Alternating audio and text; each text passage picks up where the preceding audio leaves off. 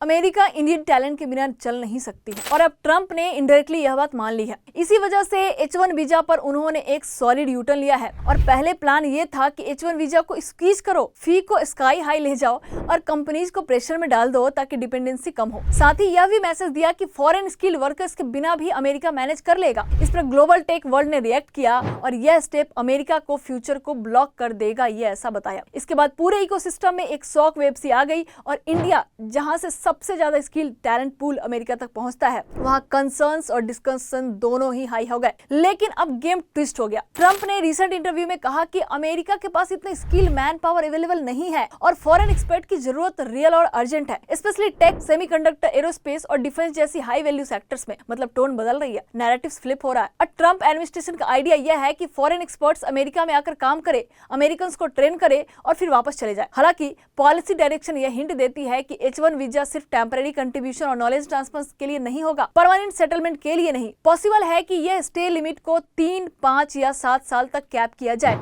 मतलब एंट्री और अपॉर्चुनिटी मिलेगी पर लॉन्ग टर्म सेटलमेंट और ग्रीन कार्ड ट्रैक शायद नैरो हो जाए। इंडियन टैलेंट के लिए यह मिक्स्ड सिग्नल है और डोर ओपन भी और स्टे लिमिट भी। पहले H1 वीजा एक स्टेबल करियर और लाइफ पाथवा देखा जाता था, अब focus short term contribution plus knowledge transfer पर शिफ्ट हो रहा है। आपका क्या ओपिनियन है? भारतीयों को अब टैलेंट को भारत में ही रखना चाहिए या अभी भी अमेरिका की तरफ अट्रैक्ट होना चाहिए?